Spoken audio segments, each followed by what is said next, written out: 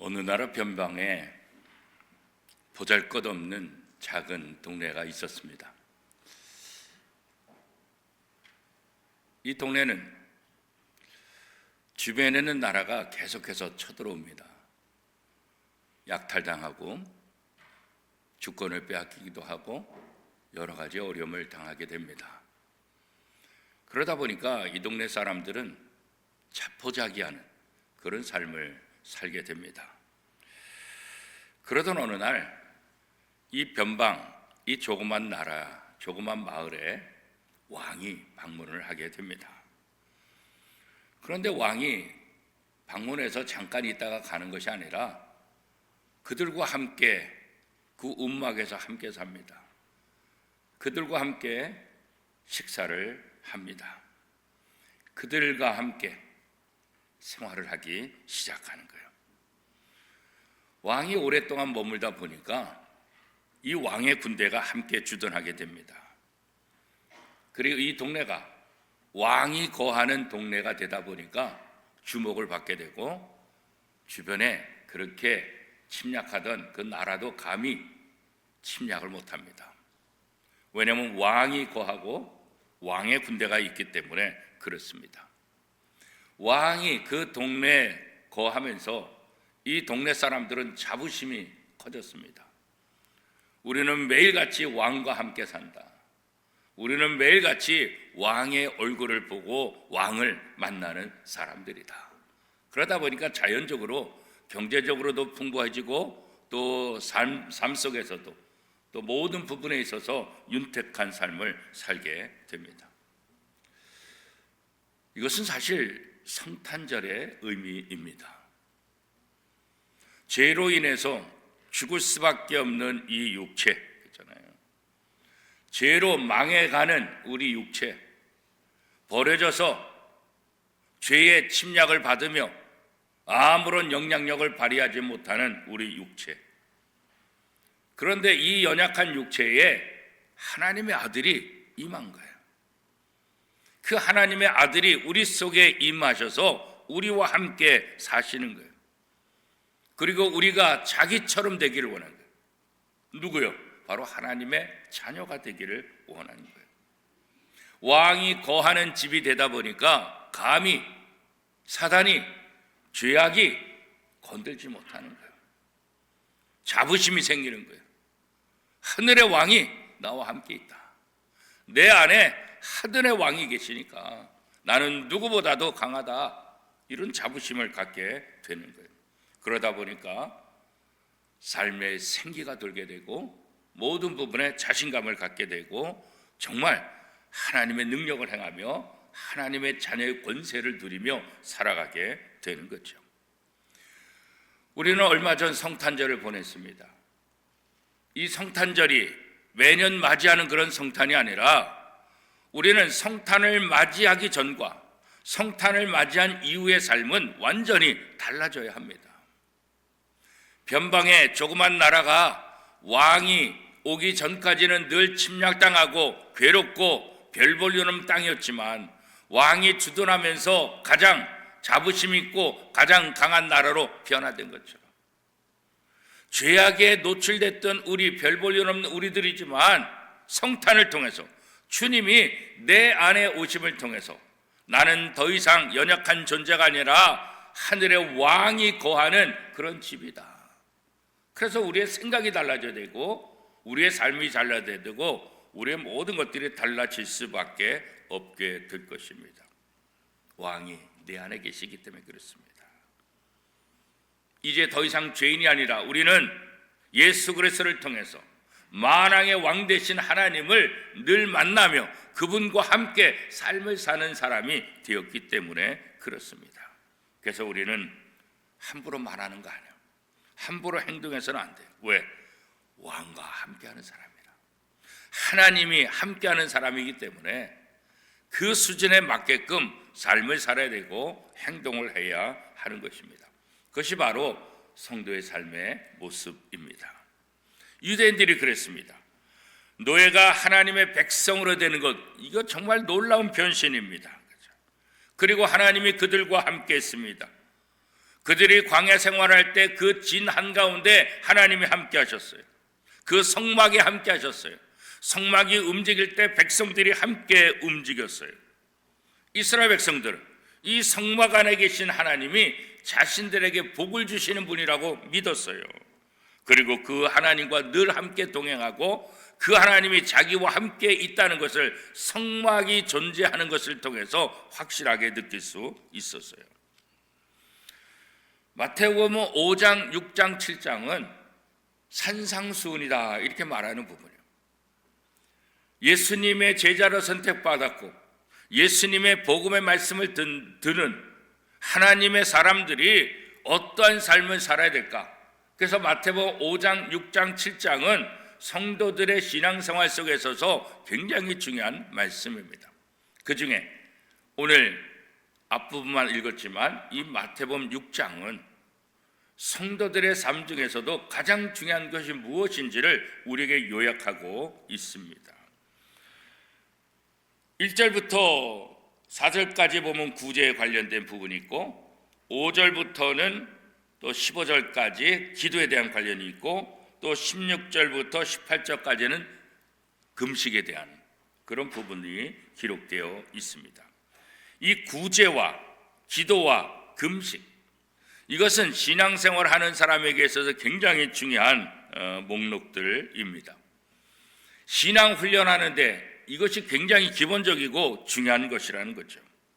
구제를 통해 힘든 사람들에게 도움을 주는 것, 하나님이 만든 사람이요 하나님을 믿는 사람이기 때문에 우리는 그 일을 해야 하는 것이죠.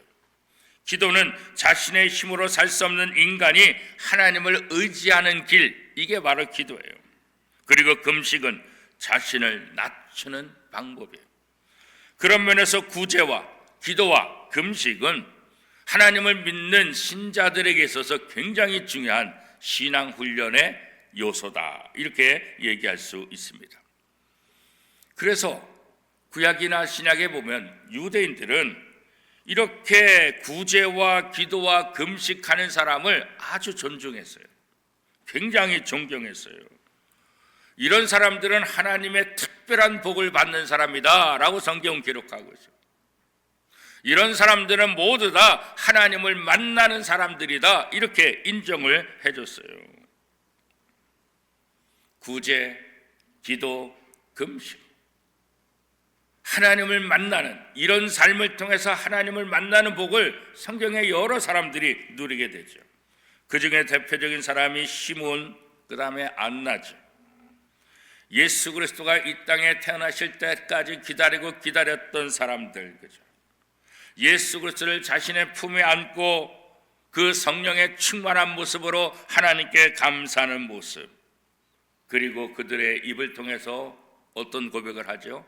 이제 내가 죽어도 여한이 없습니다. 내 평생의 눈물도 고생도 다 이것으로 보상받았습니다. 하나님 감사합니다. 평생 주님을 만나기를 준비하고 기도했던 이들을 이렇게 유대인들 속에서는 이 구제와 기도와 금식하는 사람들은 하나님을 만나는 복을 누리게 될 것이다 이런 생각들을 많이 하고 있었어요. 그러다 보니까 이 구제나 기도나 금식 이것이 사람들에게 존중받게 된다는 것을 사람들이 더 많이 알게 되는 거예요. 그리고 사람들이 존중해 주니까 높은 자리에 올라가게 되고, 그러다 보니까 어떤 폐단이 생기냐면 순전히 사람들에게 사랑과 존경을 받기 위해서 구제하고 기도하고 금식하는 사람들이 생겨나기 시작하는 거예요. 처음에는 그런 의도는 아니었는데 하다가 보니까 사람들의 존중을, 사람들에게 존경을 받는 것, 이것이 더 좋아 보여서 사람들을 위해서 이렇게 구제하고 기도하고 금식하는 사람들이 생겨나게 됐다. 주 목적은 뭐예요? 사람에게 보이려고.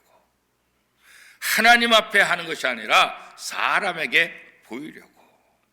내용보다 형식에 외면에 더 치중하는 그런 삶들을 살게 되는 사람들이 생겨나게 되는 거예요. 그게 구약에서만 그러냐? 2000년 전에만 그러냐? 아니요. 오늘 우리들이 살고 있는 이 땅에서도 마찬가지예요. 교회에서도 마찬가지예요. 우리가 하는 봉사들, 우리가 하는 모든 신앙생활들 반드시 목적이 있어요. 우리의 신앙의 훈련을 위한 것이고 하나님을 기쁘시게 하는 그 분명한 목적들이 있다고요. 우리는 교회에서 신앙생활하고 세상에서 신자답게 삶을 살면서 이 목적을 잊지 말아야 된다. 사람에게 보여주고 사람을 위한 것이 아니라 하나님 앞에 하나님을 기쁘시게 하고 내 신앙을 더 성숙한 신앙의 길로 훈련하기 위한 것이다. 이거 잊어버리면 안 돼요. 이거 잊어버리게 되면 사람을 바라보게 되고 사람을 신경 쓰는 목적으로 변환된다고 한다면 하나님의 놀라운 복을 누릴 수 없게 된다는 거예요. 하나님 중심의 신앙생활을 한다고 한다면 반드시 하나님께서 복을 주시고 하나님께서 하나님의 자녀들에게 주시겠다고 약속하신 모든 것을 누릴 수 있다는 거예요. 직분을 받건 안 받건 남들이 알아주건 알아주지 않건 그것이 중요한 것이 아니라 내가 하나님 앞에 진실된 모습, 진실된 삶의 자리를 갖고 있다는 것, 이게 굉장히 중요한 거죠. 그런데 이 사람인지라 처음에는 좋은 의도로 시작했다가도 시간이 지나면서 자꾸 하나님 중심에서 사람 중심으로 자꾸 바뀌어요. 이게 우리의 연약한 모습이 드러나는 하나의 증거이기도 하죠. 그래서 낙심하게 되는 거예요. 사람들이 인정해 주지 않는다. 그래서 실망하고 포기하고 봉사와 헌신을 중단하는 경우도 있게 되는 거예요. 성도들과의 관계도 마찬가지. 나에게 잘해주고 마음이 맞는 사람들만 어울리는 거예요. 그 사람들의 일만 도와주는 거예요. 그렇죠? 그 외 다른 사람들의 일에는 관심이 없어요. 다른 사람들을 도와주지 않아요. 그렇죠? 내게 잘해주는 사람하고만 친하게 지내는 것. 그건 하나님의 말씀에 전혀 부합되지 않아요. 그런데 은근히 교회 안에 이게 더 강해요. 우리가 하나님의 사랑을 받았으니까 우리가 모든 사람들을 똑같이 대하고 모든 사람을 사랑해야 되는데 그렇지 않아요. 이게 교회 안에서 또 다른 문제가 되는 거예요. 2025년도에는 이런 모습에서 다 벗어날 수 있기를 소원합니다.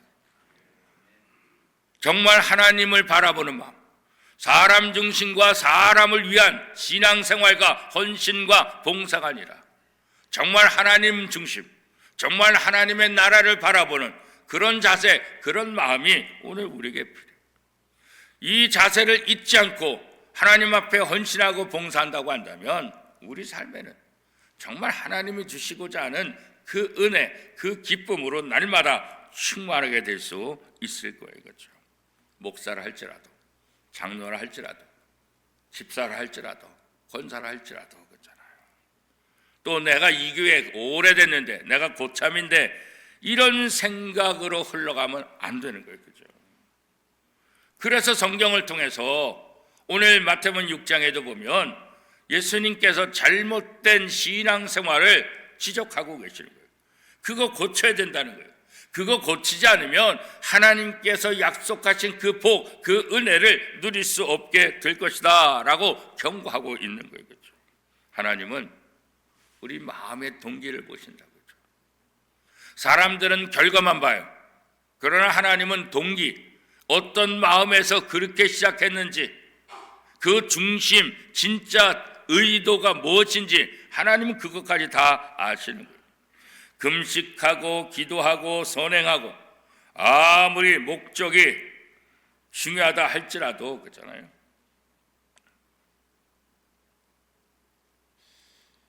그 동기 자체가 순수하지 못한다고 한다는 거죠.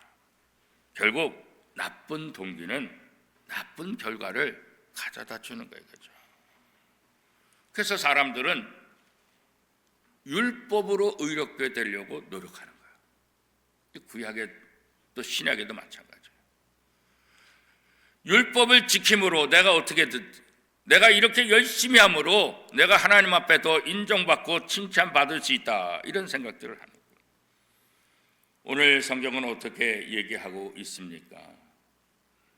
사람들에게 보이려고 그들 앞에서 너의 의를 행치 않도록 주의하라, 그렇게 말하고 있어요. 의를 행하지만 사람에게 보이려고 하지 말라는 거예요. 그 목적이 하나님을 사랑해서가 아니라 사람에게 인정받기 위한 것, 이거 잘못된 것이라고 오늘 지적하고 있는 거예요. 우리의 목적이 무엇인가, 우리의 동기가 무엇인가, 이거 굉장히 중요한 거죠. 예수님께서는 너희가 사람에게 보이려고 무슨 일을 행한다고 한다면 그 목적대로 얻을 것이다. 사람들이 주는 상을 받게 될 것이다. 그러나 그것으로 맞춰지고 나의 상하고는 상관이 없다. 왜 우리가 헌신하고 봉사할 때 하나님을 바라봐야 될까? 하나님이 주는 은혜이기 때문에. 사람이 주는 상, 사람이 주는 은혜가 아니라 우리는 하나님이 주시는 상, 하나님이 주시는 은혜, 이것이 더 소중하다는 것을 알기 때문에 사람의 상을 받는 것이 목적이 아니라 하나님의 상, 하나님의 은혜에 관심을 가져야 된다는 거죠. 그래서 오늘 말씀은 사람에게 목적을 둔다고 한다면 더 이상 하나님의 상을 받을 수가 없다, 그런 거예요. 얼마나 억울해, 그렇죠? 수준이 완전히 다르죠. 사람의 상과 하나님의 상은 완전히 다르잖아요. 똑같이 봉사하고 똑같이 헌신하는데 사람의 상으로 만족할 것인가, 아니면 하나님의 상을 받을 것인가? 똑같은 시간에 똑같이 열심히 하는데 우리의 목적이, 우리의 동기가 어디에 따라서 완전히 다른 결과를 가져오게 된다는 거예요. 그렇죠?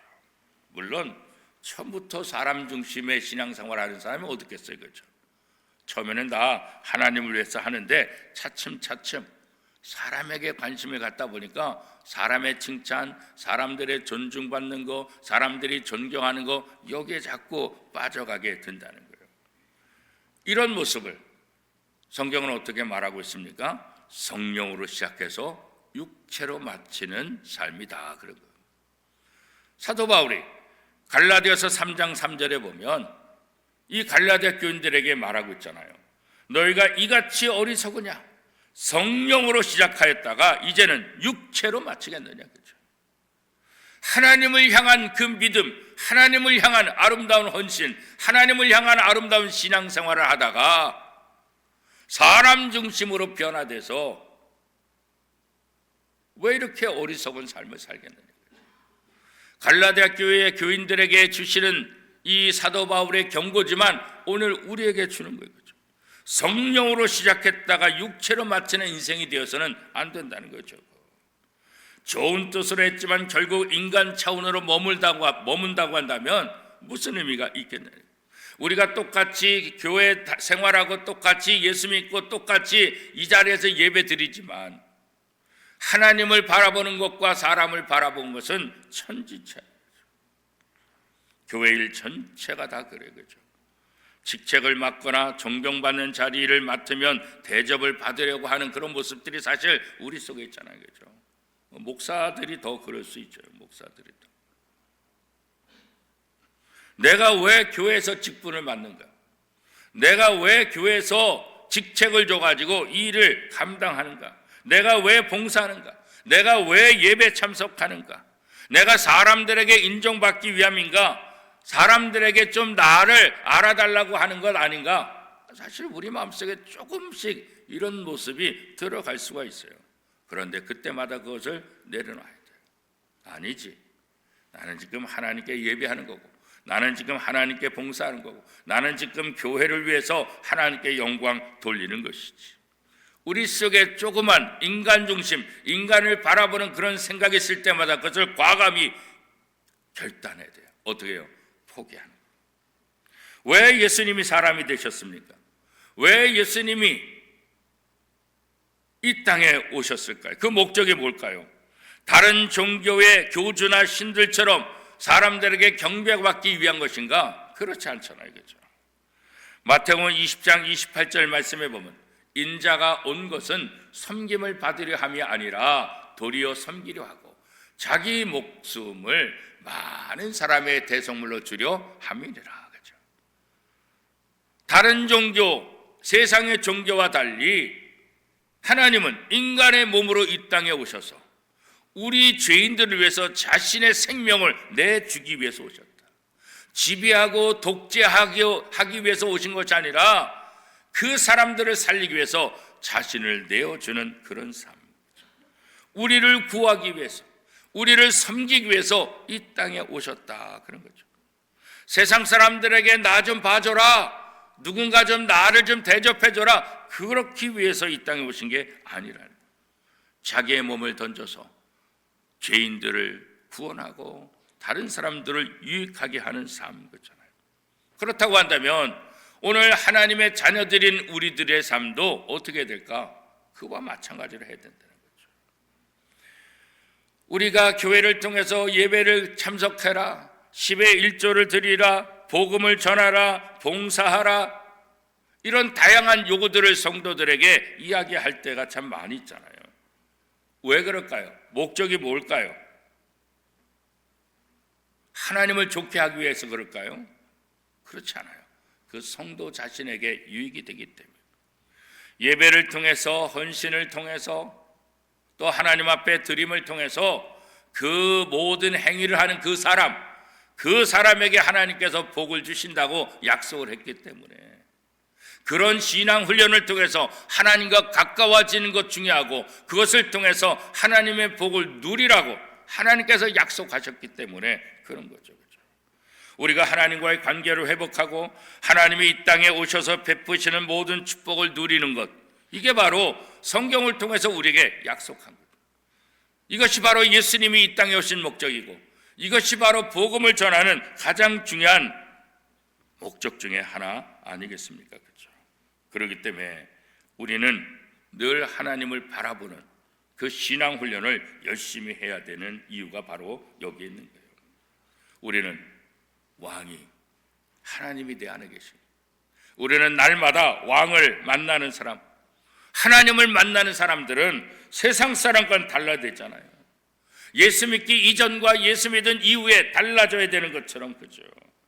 세상의 목적을 두고 사람 중심의 삶이 아니라 하나님의 나라를 바라보고 하나님께 영광 돌리는 그런 삶, 그죠? 성경의 위대한 인물들은 모두 다 인간 중심에서 그것을 뛰어넘어서 하나님 중심으로 삶을 살았던 사람들 아니겠어요? 그죠? 엘리야나 이사야나 예레미야나 모든 위대한 종들은 멸시와 천대를 받으며 하나님을 위해서 일했던 사람들 아니겠어요? 그죠? 그래서 그들은 영원한 하나님의 상을 받았다라고 성경은 말씀하고 있지요. 사람의 칭찬과 존경에서 자유한 사람, 그 사람들이 하나님의 진정한 복을 누릴 수 있는, 사람을 두려워하지 않게 되는 게, 그죠? 세상 사람들의 차원을 뛰어넘는 거죠. 우리가 종종 예수 믿기 이전의 삶으로 돌아갈 때가 있어요. 그러나 낙심하지 말고 우리의 삶을 더 하나님의 자녀답게 열심히 훈련하는 거예요. 이번 2025년도를 통해서는 정말 내가 하나님의 사람이다, 하나님의 자녀다, 이 자부심을 가지고 하나님의 자녀답게 살기 위해서 내가 어떻게 해야 될 것인가. 오늘 마태복음 6장은 그 당시 2000년 전 많은 사람들에게 존중받는 그 비결 중에 세 가지 부분을 마태복음 6장에서 얘기하고 있잖아요. 구제하는 것, 기도하는 것, 금식하는 것. 이런 모습을 통해서 야, 저 사람 참 신앙 좋다, 저 사람 정말 하나님이 함께하는 사람이다, 그런 인정을 받았잖아요. 그렇죠? 오늘 우리가 이 땅에 살면서 예배를 통해서 또 헌신을 통해서 성도의 아름다운 교제를 통해서 우리가 하나님의 자녀라는 것을 보여줄 책임이 우리에게 또 있는 것 아니겠어요? 그렇죠? 그래서 2025년도에는 무엇보다도 우리가 하나님의 자녀답게 살 수 있는, 하나님의 자녀의 이 권세를 드러내는, 그러기 위해서 신앙생활을 열심히 하고 신앙훈련을 열심히 하는 그런 한 해가 됐으면 좋겠어요. 하나님이 언제나 나와 함께 계심을 믿고 내가 하나님을 만나는 사람이다, 이 자부심을 가지고 우리의 삶의 모든 자리에서 하나님을 보여주고 하나님의 나라를 보여주는 삶, 그것이 바로 오늘 우리들의 가장 중요한 모습 아니겠어요? 2025년도 어느 때보다도 우리가 하나님과 함께 삶으로 하나님이 약속하신 복을 누리며 하나님이 약속하신 그 은혜를 누리며 정말 신자답게 정말 신앙의 복을 누리며 살아가는 저와 여러분의 모든 삶이 될 수 있기를 축복합니다.